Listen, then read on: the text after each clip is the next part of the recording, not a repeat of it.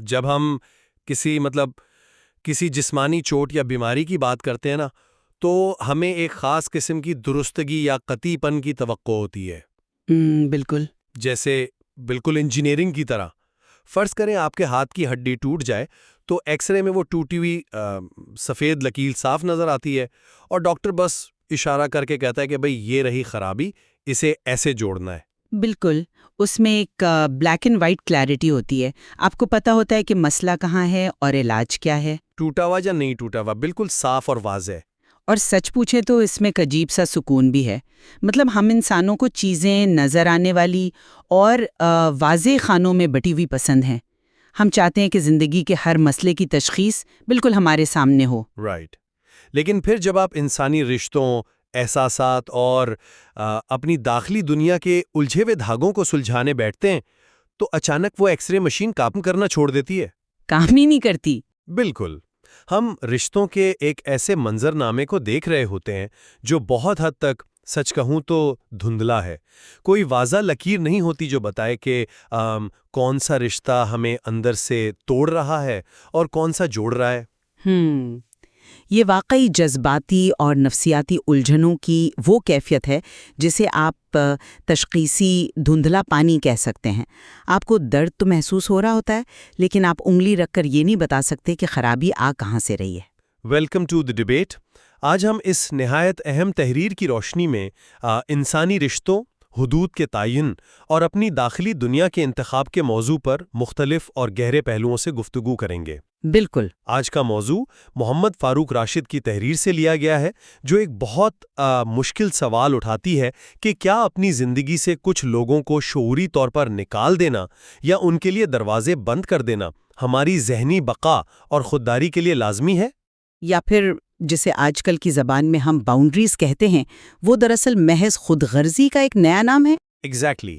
میرا اس تحریر کی بنیاد پر یہ ماننا ہے کہ شعوری طور پر اپنی حدود طے کرنا اور یہ فیصلہ کرنا کہ ہماری زندگی میں کون کتنی اہمیت رکھے گا، ایک صحت مند انسان بننے کے لیے ناگزیر ہے۔ اور میں اس پورے معاملے کو ذرا مختلف انداز سے دیکھتی ہوں۔ میرا موقف یہ ہے کہ رشتوں کو محض ذاتی سکون یا مینٹل پیس کے ترازو میں تولنا اور ذرا سی مشکل آنے پر لوگوں کو بوجھ سمجھ کر خاموشی سے اپنی زندگی سے نکال دینا، یہ رویہ ہماری اخلاقی ذمہ داریوں کی نفی کرتا ہے۔ یہ ہمیں ایک ایسے معاشرے کی طرف لے جا رہا ہے جہاں ہر شخص ایک خول میں بند ہے۔ تو دیکھیں، اس بحث کو آگے بڑھانے کے لیے میں مصنف کے اس بنیادی خیال سے شروع کرنا چاہوں گا کہ ہم بیرونی دنیا کو کنٹرول نہیں کر سکتے۔ صحیح۔ بیرونی دنیا ایک بے کنار سمندر کی طرح ہے۔ طوفان آئیں گے، لہریں اٹھیں گی، لیکن ہماری داخلی دنیا، جو ہمارے ذہن اور احساسات کی دنیا ہے، وہ ایک کشتی کی طرح ہے جس کے کپتان ہم خود ہیں۔ کپتان ہم ہیں۔ بالکل۔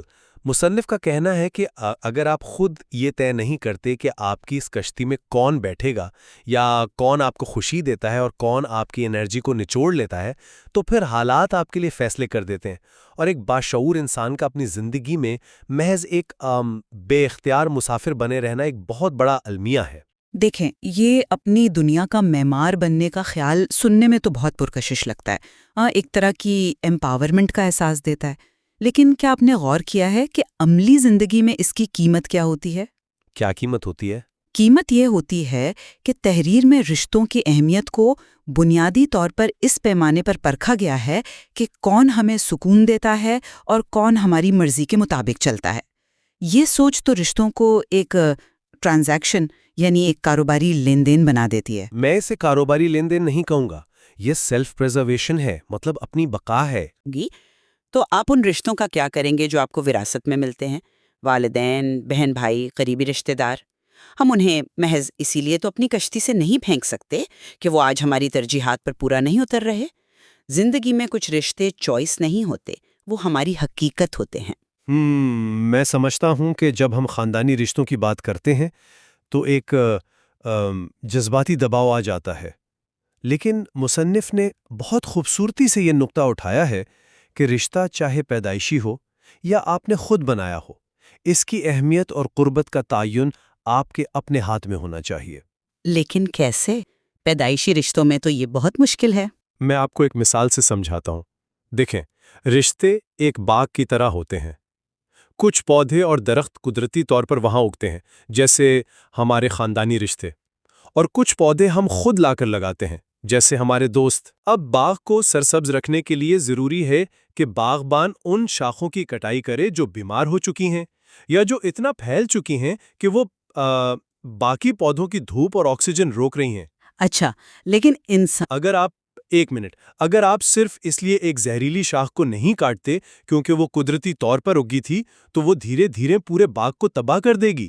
آپ کی باغ اور شاخوں کی تمثیل اپنی جگہ، لیکن پرابلم یہ ہے کہ انسان پودے نہیں ہیں اور ہم انسانوں کو شاخوں کی طرح کاٹ نہیں سکتے۔ ہاں، نہیں، تحریر میں ایک جملہ ہے جس پر مجھے واقعی تحفظات ہیں کہ جو کل آپ کے بہت قریب تھا آج شاید آپ کے لیے بوجھ بن چکا ہو۔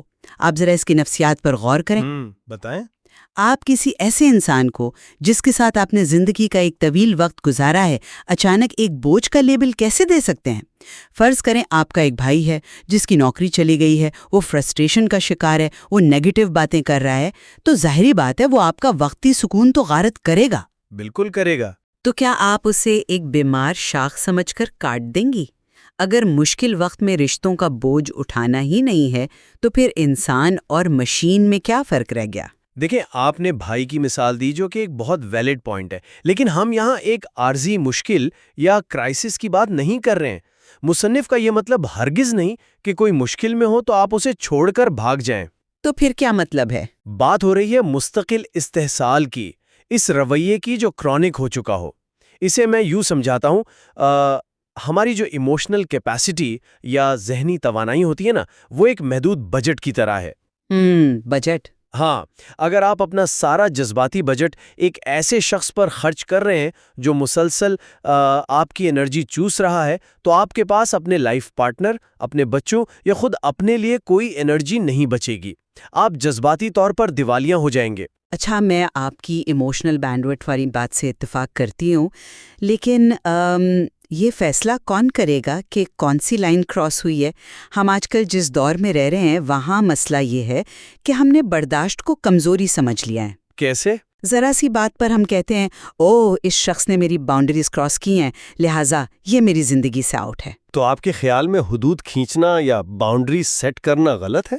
حدود کھینچنا غلط نہیں ہے، لیکن جس طرح سے اسے استعمال کیا جا رہا ہے وہ غلط ہے۔ تحریر میں خود یہ سوال اٹھایا گیا ہے کہ کیا ہم کسی کو محض اپنی انا کی وجہ سے دور تو نہیں کر رہے؟ اکثر ہوتا یہ ہے کہ ہم اپنے حصے کا کام کرنے، کسی مشکل گفتگو کا سامنا کرنے یا اپنی غلطی ماننے کے بجائے آسان راستہ چنتے ہیں۔ ہم کہہ دیتے ہیں کہ یہ شخص ٹاکسک ہے، اور ہم باؤنڈریز کے نام پر دراصل اپنی انا کی تسکین کر رہے ہوتے ہیں۔ ہم اختلاف کو برداشت ہی نہیں کرنا چاہتے۔ مجھے لگتا ہے آپ باؤنڈریز کے تصور کو انفرادی خود غرضی سے ملا رہی ہیں۔ حدود کا تعین یہ نہیں ہے کہ میں سامنے والے کو کنٹرول کروں، حدود کا تعین یہ ہے کہ میں خود کو محفوظ کروں۔ لیکن محفوظ کس چیز سے؟ دیکھیں، فرض کریں آپ کا ایک پرانا دوست ہے، آپ جب بھی اس سے ملتے ہیں وہ آپ کی تذلیل کرتا ہے یا ہمیشہ ایسی باتیں کرتا ہے جس سے آپ خود کو کمتر محسوس کرتے ہیں۔ ٹھیک ہے۔ آپ نے اسے سمجھانے کی کوشش کی مگر وہ نہیں سمجھا۔ اب تحریر یہ کہتی ہے کہ آپ کو یہ حق حاصل ہے کہ آپ اپنے آپ سے کہیں بھئی یہ شخص اب میری زندگی میں پہلے جیسا اہم نہیں رہا۔ یہ اہنا نہیں ہے، یہ اپنی سیلف ریسپیکٹ کی حفاظت ہے۔ صحیح۔ جب ہم مسلسل کسی ایسے شخص کو اہمیت دیتے رہتے ہیں جو آپ کو گرا رہا ہے تو آپ دراصل خود اپنے ساتھ ظلم کر رہے ہوتے ہیں۔ اچھا، چلیں فرض کر لیتے ہیں کہ ایک شخص واقعی آپ کے لیے نقصان دہ ثابت ہو رہا ہے، لیکن پھر سوال یہ پیدا ہوتا ہے کہ آپ یہ حدود نافذ کیسے کرتے ہیں؟ تحریر میں ایک اور بات کہی گئی ہے جو مجھے بہت ڈسٹرب کرتی ہے۔ مصنف وقت کو ایک خاموش جج قرار دیتے ہیں اور کہتے ہیں کہ خاموشی ایک ایسا دروازہ ہے جو بغیر شور کے بند ہو جاتا ہے۔ بالکل، یہ بہت خوبصورت لائن تھی۔ خوبصورت تو شاید ہو، لیکن اس کا مطلب ہے کہ آپ خاموشی سے کسی کو اپنی ترجیحات سے نکال دیں۔ مجھے معاف کیجیے گا مگر یہ کوئی میچور یا باوقار طریقہ نہیں ہے۔ آپ کو خاموشی سے پیچھے ہٹ جانے میں کیا خامی نظر آتی ہے؟ مطلب یہ تو تصادم سے بچنے کا بہترین طریقہ ہے۔ کیونکہ جسے آج کی اصطلاح میں گوسٹنگ کہا جاتا ہے نا، وہ دوسرے انسان کے لیے شدید اذیت ناک ہوتا ہے۔ اوہ اچھا۔ ذرا اس شخص کی نفسیات کے بارے میں سوچیں جس کے منہ پر آپ نے خاموشی سے دروازہ بند کر دیا ہے. وہ اندھیرے میں بیٹھا یہی سوچتا رہتا ہے کہ آخر اس کا قصور کیا تھا. لیکن اگر اسے پہلے ہی پتا ہو تو؟ پھر بھی تعلقات شفافیت مانگتے ہیں. اگر کوئی انسان آپ کی زندگی میں سالوں تک رہا ہے اور اب آپ کو لگتا ہے کہ آپ دونوں کے راستے الگ ہو گئے ہیں تو کم از کم اسے یہ جاننے کا حق تو ہے کہ کیا ہوا ہے. خاموشی سے بھاگ جانا دراصل مشکل گفتگو سے بچنے کی ایک بزدلانہ کوشش ہے. یہ فیصلے کی ذمہ داری اٹھانے سے فرار ہے. میں اس لفظ فرار سے قطعی قائل نہیں ہوں، اور مجھے لگتا ہے یہاں ہم خاموشی کے محرکات کو غلط سمجھ رہے ہیں. وہ کیسے؟ خاموشی تب بزدلی ہوتی ہے جب آپ کسی سے بلا وجہ کٹ جائیں، لیکن یہاں جس خاموشی کی بات ہو رہی ہے نا، وہ ایک بہت طویل تھکا دینے والے عمل کے بعد آتی ہے.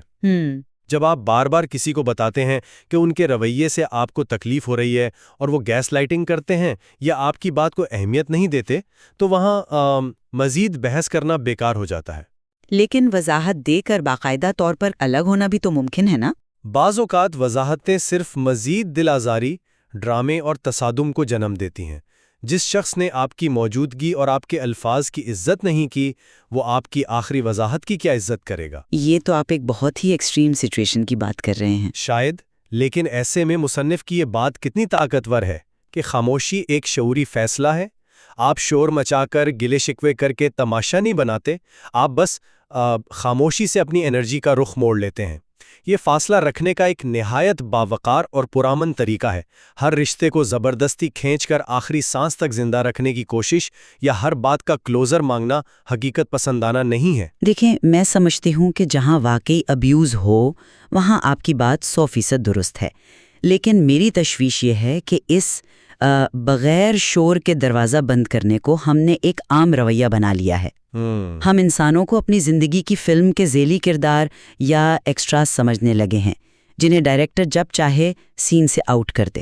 رائٹ. مصنف کا یہ کہنا کہ آپ پوری دنیا کے ذمہ دار نہیں ہیں مگر آپ اپنی دنیا کے ضرور ذمہ دار ہیں، ایک حد تک ٹھیک ہے. لیکن ہماری وہ داخلی دنیا دوسرے انسانوں کے بغیر تو کچھ بھی نہیں. یہ تو ہے. ان کے احساسات کو روند کر جو مینٹل پیس حاصل ہوتا ہے نا، وہ بالآخر انسان کو ایک گہری جذباتی تنہائی کا شکار کر دیتا ہے.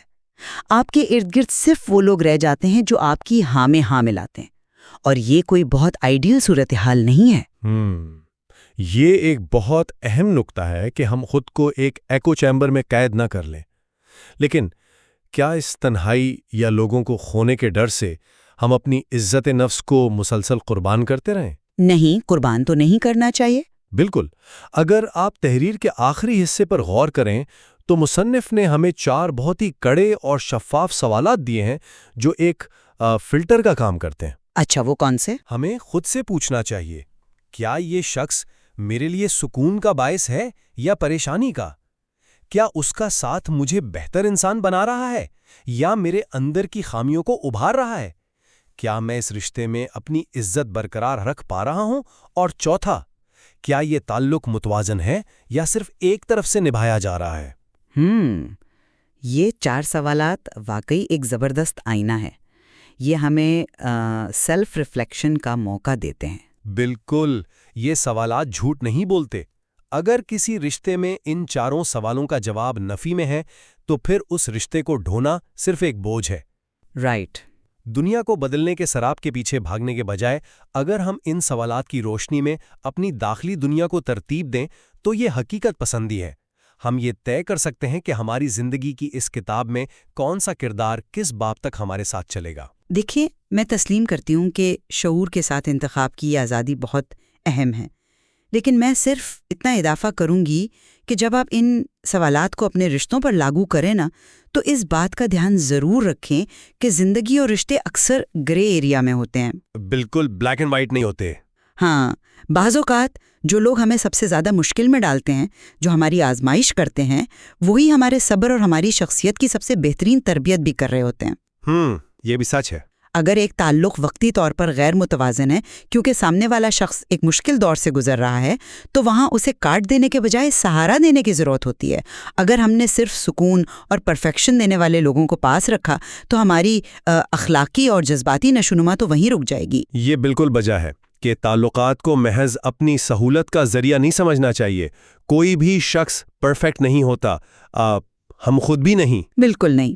لیکن میرا یہ اصرار قائم ہے کہ جب ایک رشتہ آپ کی روح کو زخمی کرنے لگے تو خود کو بچانے کے لیے اس غیر ضروری بوجھ کو اتارنا زندگی کا ایک کڑوا مگر لازمی سچ ہے. اور شاید اسی لیے یہ موضوع اتنا پیچیدہ ہے. اصل کمال اس توازن کو تلاش کرنے میں ہے کہ کن رشتوں کے لیے ہمیں اپنی ذات کی قربانی دینی ہے اور کن رشتوں سے بچنے کے لیے ہمیں اپنی ذات کو بچانا ہے. بالکل. یہ ایک ایسا فیصلہ ہے جو کوئی کتاب، کوئی تحریر یا کوئی تھیوری آپ کی جگہ نہیں کر سکتی. یہ آپ کو گراؤنڈ پر اپنے حالات اور دوسرے انسان کی نیت کو دیکھ کر خود کرنا ہوتا ہے. بالکل صحیح کہا آپ نے. اور یہی بات ہمیں واپس ہمارے شروع کے اس ایکس رے والے خیال کی طرف لے جاتی ہے. ہماری داخلی دنیا کے اس دھندلے منظر نامے میں کوئی واضح سفید لکیر نہیں ہے جو ہمیں بتائے کہ کب رکنا ہے اور کب آگے بڑھنا ہے. سائے ہی سائے ہیں. بالکل. یہ فیصلے ہمیں انہی دھندلے سایوں کے درمیان ہی کرنے پڑتے ہیں. تحریر ہمیں صرف اتنا یاد دلاتی ہے کہ اس الجھن میں بھی زندگی کا قلم آپ کے اپنے ہاتھ میں ہونا چاہیے. صحیح بات ہے. یہ آپ کی ذمہ داری ہے کہ آپ شعوری طور پر اپنی حدود طے کریں تاکہ کل جب آپ اپنی زندگی کے باغ میں داخل ہوں تو آپ کو کم از کم سانس لینے کے لیے اپنی مرضی کی کھلی ہوا ضرور ملے. اور ساتھ ہی یہ بھی امید کرنی چاہیے کہ جن لوگوں کو ہم پیچھے چھوڑ آئے ہیں ان کے لیے بھی وہ فاصلہ بہتری کا سبب بنے. یقیناً اس گفتگو نے واقعی ہمیں یہ سوچنے پر مجبور کیا ہے کہ ہم اپنے رشتوں میں کہاں کھڑے ہیں. آپ سب بھی ان 4 سوالات کو ذہن میں رکھیے گا اور دیکھیے گا کہ آپ کی زندگی کے کس رشتے کو کس حد تک آپ کی توانائی درکار ہے. ہاں، اور یہ مت بھولیے گا کہ ہر رشتے کی اپنی ایک الگ سائنس ہوتی ہے. بالکل. خیر، ہمیں دیجیے اجازت. ملتے ہیں اگلی دفعہ ایک نئے پہلو اور ایک نئی گفتگو کے ساتھ. خدا حافظ. خدا حافظ.